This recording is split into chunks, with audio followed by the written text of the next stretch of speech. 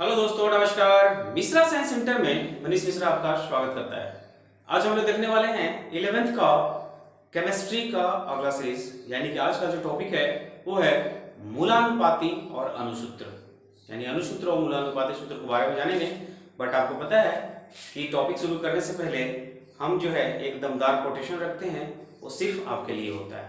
ठीक है, तो कोटेशन इस प्रकार है कि जो सिरफिरे होते हैं इतिहास वही लिखते हैं, समझदार लोग तो सिर्फ उनके बारे में पढ़ते हैं। परख अगर हीरे की करनी है तो अंधेरों का इंतजार मत कर, वरना धूप में तो कांच के टुकड़े भी चमकते हैं। Thank you very much. अब हम लोग देखने वाले हैं 11th के केमिस्ट्री का अगला टॉपिक, जिसका नाम है अणुसूत्र तथा मूलानुपाती सूत्र। तो हेडिंग है आपका अणुसूत्र तथा मूलानुपाती सूत्र।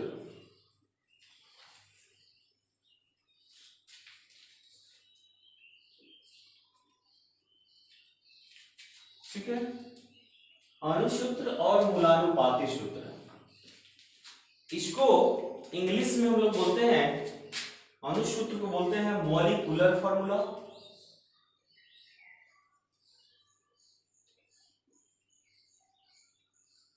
ठीक है, और मूलानुपाती सूत्र को बोलते हैं इंपेरिकल फॉर्मूला।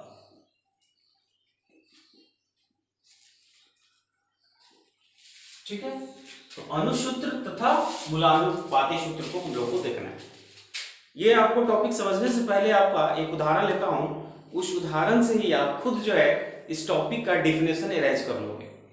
तो उदाहरण है, सपोज दैट, मान लो उदाहरण के रूप में हम देख रहा हूं, एग्जाम्पल के तौर पर H2O को लिया। किसको लिया? H2O को लिया। तो H2O जो है आपका एक जल है। ये क्या है? जल है, और इस जल में भाग लेने वाले आपको कौन कौन से परमाणु हैं? एक है हाइड्रोजन और एक है ऑक्सीजन, यानी दोनों मिलकर के अणु बना दिए। एक और उदाहरण ले लो, जैसे मान लो H2O2। ये H2O2 जो है आपका है हाइड्रोजन परऑक्साइड। ये क्या है आपका? हाइड्रोजन परऑक्साइड है। ठीक है, हाइड्रोजन परऑक्साइड और जल को हम लोग उदाहरण लिए हैं। तो इसमें जो है आपका हाइड्रोजन और ऑक्सीजन का जो अनुपात है वो देख रहे हैं, 2 हाइड्रोजन 1 ऑक्सीजन। तो यहां पर लिखेंगे 2:1। ठीक है, इस केस में मैं लेता हूं कि इसमें भी हाइड्रोजन जो है ऑक्सीजन के साथ मिल रहा है, और इसमें आपका जो भाग लेने वाले हाइड्रोजन है वो 2 है, ऑक्सीजन जो है 2 है। और इसको सरल रूप में लिख लूं तो 1:1 भी लिख सकता हूं।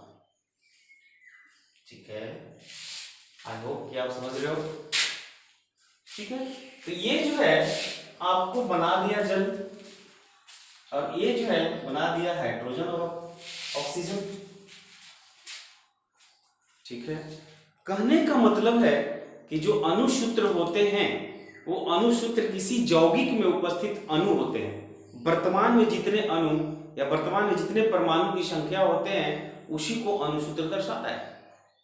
फिर से एक बार, अणुसूत्र वह सूत्र है जो किसी यौगिक के अणु में आपका उत्पन्न जो वर्तमान परमाणु की संख्या है या उपस्थित जो वर्तमान परमाणु की संख्या है उसी को हम लोग क्या बोलते हैं? अणुसूत्र। जस्ट लाइक जो आपका यौगिक है, जल क्या है? एक यौगिक है। हाइड्रोजन परऑक्साइड क्या है? एक यौगिक है। और इस यौगिक में उपस्थित जो परमाणु की संख्या है, तो इसमें उपस्थित परमाणु की संख्या है, इसमें उपस्थित परमाणु की जो संख्या है वो क्या कहलाता है? अणुसूत्र कहलाता है। ठीक है, ठीक। आपका मूलानुपाती सूत्र की अगर बात बोलूं तो ये जो है आपका वह सूत्र होता है जो कि उस यौगिक के अणु में कौन कौन परमाणु हैं तथा परमाणु की संख्या का सरलतम रूप है। सरलतम रूप कहने का मतलब होता है छोटा रूप, जस्ट लाइक दिस हाइड्रोजन 2:2, इसको और छोटा कर दिया तो 1:1। 1:1 का मतलब क्या होगा, एक हाइड्रोजन एक ऑक्सीजन। और इसी को हम लोग बोलते हैं सरलतम रूप। क्या बोलते हैं, सरल रूप में लिखना। तो सरल रूप में लिखना आपका मूलानुपाती सूत्र कहलाता है, एम्पिरिकल फॉर्मूला कहलाता है। ठीक है, आई होप कि आप समझ रहे हो। अब यहां पे मान लो कि एक और उदाहरण ले लूं, उस उदाहरण से आपका और क्लियर होगा। सपोज दैट मान लो कि आपके पास ग्लूकोज है, ग्लूकोज जिसका आपका जो है फॉर्मूला जो होता है वो हम लोग लिखते हैं C6H12O6। ठीक है, तो इसमें भाग लेने वाले जो परमाणु हैं, इसमें आपका कार्बन जो है भाग ले रहा है, हाइड्रोजन भाग लिया, ऑक्सीजन भाग लिया।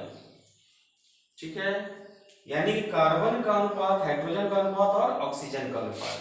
तो इसमें जो उपस्थित आपका संख्या है वो संख्या आपका है कार्बन के लिए 6, हाइड्रोजन के लिए 12 और ऑक्सीजन के लिए 6 है। अब इसको हम लोग बोलेंगे अणुसूत्र। अब इस अणुसूत्र को क्या कर देना है, मूलानुपाती सूत्र में बदल देना है। तो मूलानुपाती सूत्र में क्या होता है कि जो आपका परमाणु होते हैं वो परमाणुओं की संख्या को सरलतम अनुपात में कर देना, यानी कि छोटा रूप में ले आना। उसी को हम लोग क्या बोलते हैं, मूलानुपाती सूत्र बोलते हैं। ठीक है, तो यहाँ पे अगर इसको और छोटा रूप में ले आऊं तो इसका और छोटा रूप जो होगा वो आपका क्या होगा, 6 से भाग दे दीजिए, 1:2:1। ये इसका सरलतम रूप है। अब इस समय आपको पूछा जाएगा कि इसका मूलानुपाती सूत्र क्या होगा, तो मूलानुपाती जो सूत्र होगा वो आपका होगा C, 1, हाइड्रोजन 2, ऑक्सीजन 1। ये आपका मूलानुपाती सूत्र को रिप्रेजेंट किया। वेरी इजी, आप इस चीज को समझो। ठीक है, यानी कि अणुसूत्र जो होते हैं, किसी यौगिक में अणु में उपस्थित जो परमाणु की संख्या होता है उसे अणुसूत्र कहेंगे। और जो आपका मूलानुपाती सूत्र होता है, मूलानुपाती सूत्र जो होता है उस यौगिक के अणु में उपस्थित या उस यौगिक के अणु में कौन कौन परमाणु हैं और परमाणु की संख्या क्या है। ठीक है, तो कौन कौन परमाणु है, कार्बन है, हाइड्रोजन है, ऑक्सीजन है। इसमें आपका हाइड्रोजन ऑक्सीजन है, इसमें भी आपका हाइड्रोजन ऑक्सीजन है। लेकिन आपका जल के लिए उपस्थित अणु है 2:1, तो फॉर्मूला क्या बना, H2O। इसके लिए उपस्थित अणु क्या है, 2 हाइड्रोजन 2 ऑक्सीजन, तो इसका अनुपात और सरल रूप में लिख देना 1:1। तो इसका जो है फॉर्मूला क्या बना, HO। ये मूलानुपाती सूत्र को दर्शाता है, जो सरलतम रूप में इस चीज को हम लोग लिख सकते हैं। ठीक है, तो इसका जो है हम लोग डिफिनेशन लिखते हैं। इसके बाद इस पर बेस्ट एक सवाल करते हैं, जो कि आपको पूरा का पूरा कंसेप्ट आपके माइंड में आ जाएगा। ठीक है, तो इसका एक परिभाषा है, अणुसूत्र का परिभाषा लिख लो, इसका परिभाषा लिख लो। अणुसूत्र जो है आपका, अणुसूत्र वह सूत्र होता है जो किसी यौगिक के अणु में उपस्थित वर्तमान परमाणु की संख्या को दर्शाता है। लिख लें, ठीक है। अणुसूत्र वह सूत्र है जो किसी अणु में उपस्थित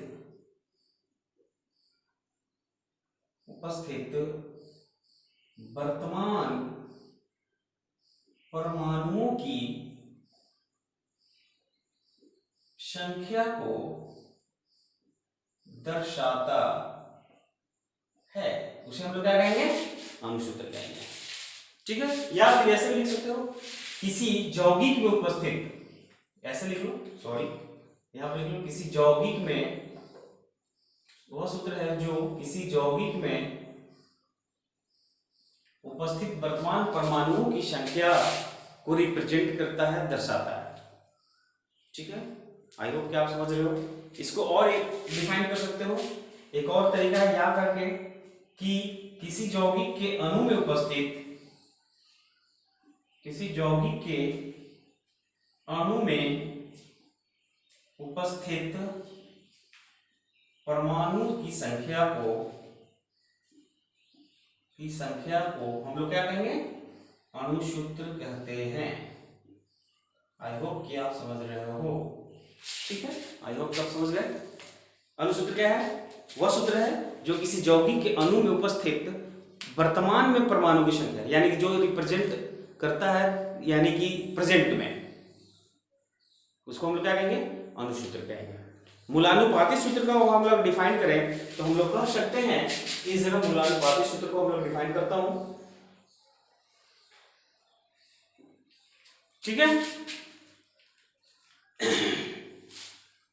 ठीक है। अब हम लोग क्या लग रहे हैं, मूलानुपाती सूत्र। मूलानुपाती सूत्र क्या करता है, किसी यौगिक का मूलानुपाती सूत्र वह सूत्र होता है उस यौगिक में अणु में कौन कौन परमाणु हैं, यानी उस यौगिक के अणु में कौन कौन से परमाणु भाग ले रहे हैं तथा परमाणुओं की संख्या जो है एक सरलतम अनुपात में होता है, ठीक है। आई होप कि आप समझ रहे हो। अगर मान लिया जाए कि कोई अगर पूछ देता है कि आप जो है अणुसूत्र से या मूलानुपाती सूत्र से अणुसूत्र को लाइए, फिर से एक बार आपको कोई पूछ दिया कि अणुसूत्र जो है बराबर होता है मूलानुपाती सूत्र के n गुना से, ठीक है। तो फॉर्मूला यहाँ पे लिखने के बाद आपको पता चलेगा कि अणुसूत्र जो है, अणुसूत्र का फॉर्मूला हम लिखते हैं तो n से गुना कर देते हैं मूलानुपाती सूत्र से, यानी कि मूलानुपाती सूत्र में आप अगर n से गुना कर दोगे तो यहाँ पर आपको मिलेगा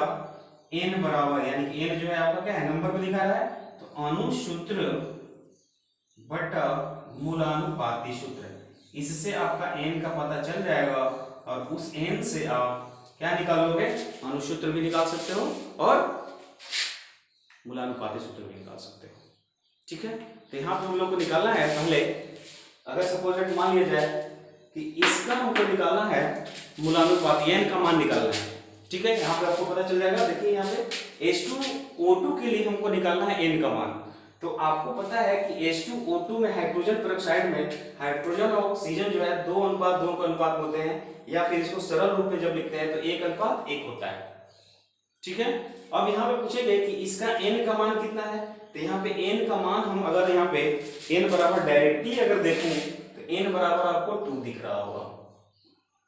अब इस n का मान इसमें रख देंगे तो मेरा क्या आएगा, अणुसूत्र तो आ जाएगा, आएगा कि नहीं आएगा। तो पहले n का मान हम लोग कैसे निकालेंगे ये देख लेते हैं। ऐसे डायरेक्टली आप किसी भी यौगिक को देख करके भी लिख सकते हो, बट हमको बाय प्रूफ बनाना है कि ये सही है कि गलत। अगर यहाँ पे n बराबर हम 2 रखें तो क्या यहाँ पे n बराबर 2 सही है, इस चीज को हम लोग यहाँ पे देखते हैं। मान लो कि आपका अणुसूत्र जो है आपको पता है, अणुसूत्र क्या है आपको पता है, मूलानुपाती सूत्र क्या है आपको पता है, तो अणुसूत्र क्या है आपका, दिस अणुसूत्र इसी को बोलते हैं। और मूलानुपाती सूत्र क्या है आपका, ये, ठीक है। तो अणुसूत्र बटा मूलानुपाती सूत्र कर दीजिएगा तो आपका क्या आ जाएगा, n आ जाएगा, ठीक है। तो यहां से अणुसूत्र निकालने के लिए आपका इसका अणुभार जानना होगा, यानी H2O2 का जो अणुभार होता है और मूलानुपाती सूत्र का जो अणुभार होगा वो दोनों से हम भाग दे देंगे तो आपका फाइनल आंसर आ जाएगा। देखिए कैसे आता है, जैसे मान लो H2O2 के केस में हम बात कर रहे हैं, तो H2O2 का जो अणुभार होता है, हाइड्रोजन के लिए दो हाइड्रोजन है, और यहाँ पे क्या है ऑक्सीजन क्या होगा, 8 दूनी 16, 16 और 2 18, सॉरी 16 दूनी 32 और 2 34 हो जाएगा। तो यहाँ पे हो जाएगा 32 और 2 34। तो यहाँ पे H2O2 का अणुसूत्र क्या होगा, 34। मूलानुपाती सूत्र यहाँ से निकलेगा, इसका मूलानुपाती सूत्र क्या होगा, तो इसका अनुभार क्या हो जाएगा, यानी हाइड्रोजन का 1 ऑक्सीजन का 8 दूनी 16, 16 और 1 17, हाइड्रोजन के लिए 1 प्लस 16 बराबर 17। अब यहाँ पे इसको हम लोग रख देते हैं 17 बराबर क्या आएगा 2, यानी कि n बराबर आपका आ गया 2। इस चीज से हम लोग को वाकिफ हो गए कि n बराबर 2 यहाँ पे हम लोग सही लिखे थे। आई होप कि आप समझ रहे हो।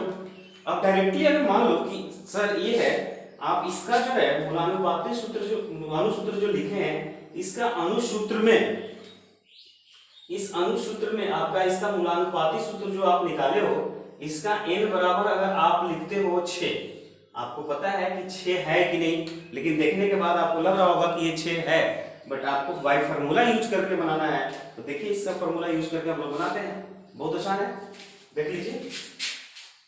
अनुसूत्र क्या है, C6H12O6 और मूलानुपाती सूत्र क्या है, CH2O। इस चीज से हम लोग को निकालना है क्या n बराबर 6 है। आप देख लीजिए, इस जगह देख लीजिए, देख लीजिए यहाँ पे है आपका ग्लूकोज के लिए 6 6 12, तो आपका क्या होगा 12 है, ये जो है 6 है, 6 2 12, 12 6 12 गुणे 6 कर दीजिए फाइनल। ये हाइड्रोजन है, हाइड्रोजन के लिए कितना हो जाएगा 12 फाइनल, इसके लिए 12 कर दीजिए, सॉरी 12 प्लस ऑक्सीजन का क्या होगा 8 दूनी 16, 16 गुणे 6 96 बट्टा, इसके लिए अगर निकाल दीजिएगा तो 12 प्लस 2 प्लस 16, तो ये जब भाग दीजिएगा तो n बराबर आपका 6 आ जाएगा, 100% श्योर, ठीक है। तो यहाँ पे था अनुसूत्र और मूलानुपाती सूत्र, यहाँ से हम लोग आसानी से इसको निकालें। अब हम इससे बेस्ट एक सवाल करते हैं, उस सवाल को हम लोग देखते हैं, इसके बाद और कॉन्सेप्ट क्लियर हो जाएगा। तब तक के लिए इसका स्क्रीनशॉट कीजिए। चलिए अब हम लोग देखने वाले हैं ये अनुसूत्र और मूलानुपाती सूत्र से रिलेटेड एक क्वेश्चन, उस क्वेश्चन से आपको ये कॉन्सेप्ट और क्लियर हो जाएगा, ठीक है। तो क्वेश्चन है, क्वेश्चन मान लो दिया हुआ है कि आपका हाइड्रोजन है, कार्बन है और क्लोरीन है, इसके कुछ परसेंटेज दिए हुए हैं और इससे जो बनने वाले यौगिक होंगे उनका अनुसूत्र का द्रव्यमान दिया हुआ है। आप उससे आपको निकालना है, आपका क्या निकालना है, n का मान भी निकाल सकते हैं, आप निकाल सकते हैं कि मूलानुपाती सूत्र क्या होगा, ठीक है। मान लो कह रहा है कि 4.07% आपका हाइड्रोजन है, सपोज मान लो कि 4.07% क्या है आपका हाइड्रोजन है, फिर आपका दिया है 24.27% आपका कार्बन है, ठीक है, और फिर दिया हुआ है 71.65% आपका क्लोरीन, ठीक है।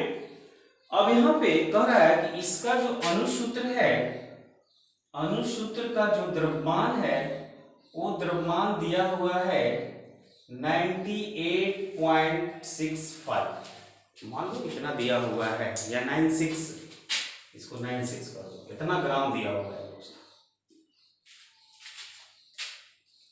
ठीक है।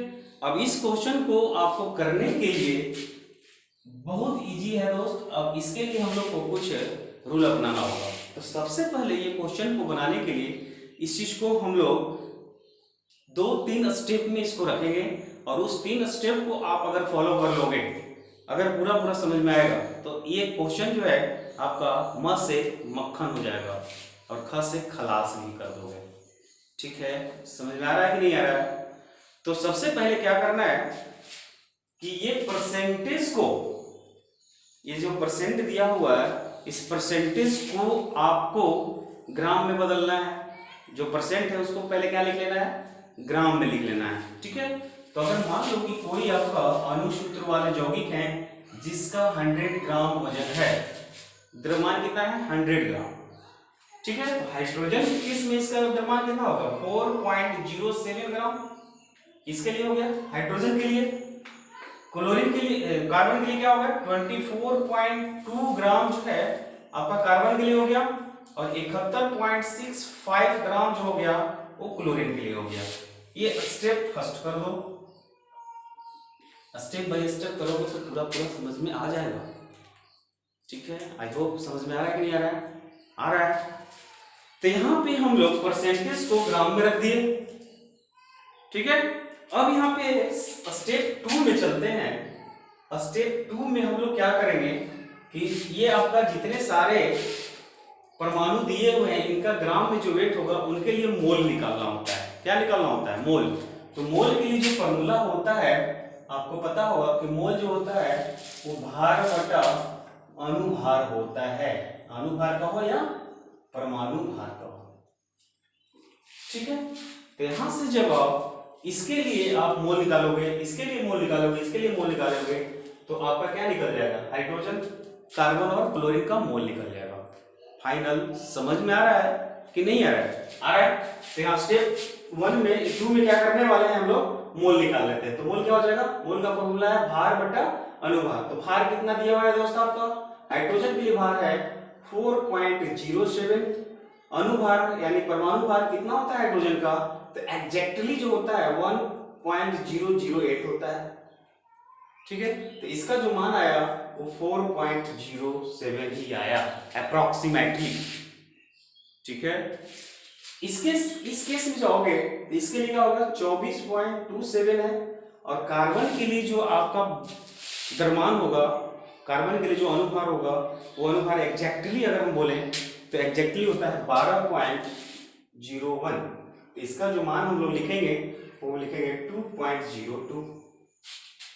ठीक है, इसके लिए अगर हम लोग बात करते हैं तो 71.65 को भाग देंगे, क्लोरीन है तो क्लोरीन के लिए जो आपका द्रव्यमान होता है क्लोरीन का वो कितना होता है, 35 पॉइंट, मान लो कि 45 है, अप्रोक्सीमेटली हम लोग लिखते हैं। और यहां से इसका जो मान होगा वो 2.02 होगा।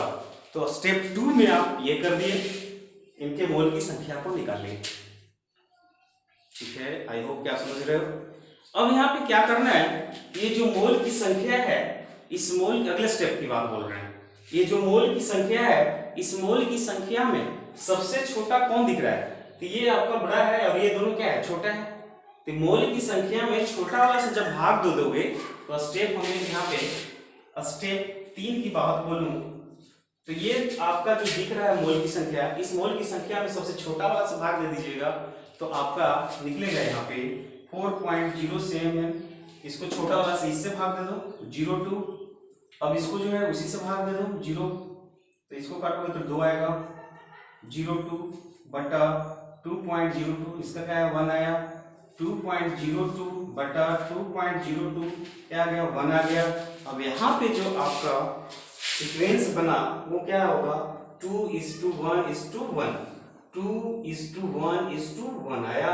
और इसका जो फॉर्मूला होगा वो फॉर्मूला देखिए, कार्बन के लिए सॉरी हाइड्रोजन के लिए 2, कार्बन के लिए 1 और क्लोरीन के लिए 1 आएगा। फाइनल है, तो यहाँ पे लिखेंगे कार्बन के लिए 1, हाइड्रोजन के लिए आपका 2 और क्लोरीन के लिए 1। ये इसका मूलानुपाती सूत्र हुआ। इसको हम लोग क्या बोलेंगे, मूलानुपाती सूत्र। ठीक है, आई होप कि आप इस चीज को समझ रहे हो। मूलानुपाती सूत्र आप CH2Cl निकाल लिए। अब यहाँ पे हम पूछते हैं कि n का मान कितना होगा, तो n के मान को निकालने के लिए आपके पास हम फॉर्मूला बताए थे कि अणु सूत्र जो होता है वो क्या होता है, n गुना होता है मूलानुपाती सूत्र से, सूत्र का। तो n बराबर क्या होगा, अणु सूत्र बटा मूलानुपाती सूत्र। फाइनल, तो अणु सूत्र क्या है आपका, अणु सूत्र क्या है, तो अणु सूत्र है आपका जिसका द्रव्यमान दिया हुआ है इतना 98.96 को आपको किससे भाग देना है, मूलानुपाती सूत्र से। तो मूलानुपाती सूत्र का जो मान होगा वो फाइनल जो मान होगा हम लोग यहाँ से निकालेंगे तो 49.5 होगा। और जो आंसर होगा अप्रोक्सीमेटली 2 आंसर होगा। तो यहाँ से हम लोग का n का मान भी पता चल गया। तो n का मान जब रखोगे तो आपका ये सूत्र आसानी से निकल जाएगा। ठीक है, तो अब यहाँ से अणु सूत्र अगर हम पूछें तो यहाँ से अणु सूत्र क्या होगा, तो क्या होगा, इसके साथ आप गुणा कर दो तो फाइनल होगा C2H4Cl2, ये इसका अणु सूत्र हुआ। ठीक है, n का मान जब पता चल गया तो n का मान मूलानुपाती सूत्र में गुणा कीजिएगा तो फाइनल अणु सूत्र आ गया। तो अणु सूत्र क्या होगा, C2H4Cl2। ये था आपका अणु सूत्र और मूलानुपाती सूत्र को आसानी से समझ गए। एक बार फिर से अणु सूत्र और मूलानुपाती सूत्र का बता दूं कि अणु सूत्र जो होता है किसी यौगिक के अणु में उपस्थित जो वर्तमान में परमाणु की संख्या होगा वो अणुसूत्र कहलाता है। और मूलानुपाती सूत्र जो होता है वो कहता है कि जो अणु होते हैं, जो यौगिक के अणु होंगे, उस यौगिक के अणु में कौन कौन परमाणु भाग ले रहा है और परमाणु की संख्या कितना है, ये बताता है मूलानुपाती सूत्र को। तो आई होप कि आपको ये टॉपिक समझ में आया। अगर आया है अभी के अभी लाइक करो, कमेंट करो और शेयर करो और बताओ कि ये वीडियो मेरे को अच्छा लगा, तो इसका स्क्रीनशॉट करोगे। इसके बाद अगर आपको अच्छा लगेगा तो लाइक, कमेंट, सब्सक्राइब करना नहीं भूलें दोस्तों। ये आपके लिए या मेरे लिए क्या होगा, एक गुरुदक्षिणा होगा आपके लिए, मेरे लिए ये एक्सेप्टेशन होगा, आपसे हम एक्सेप्ट कर सकते हैं। ठीक है, थैंक यू वेरी मच। अब हम लोग मिलते हैं नेक्स्ट वीडियो में नेक्स्ट टॉपिक लेकर के। Thank you.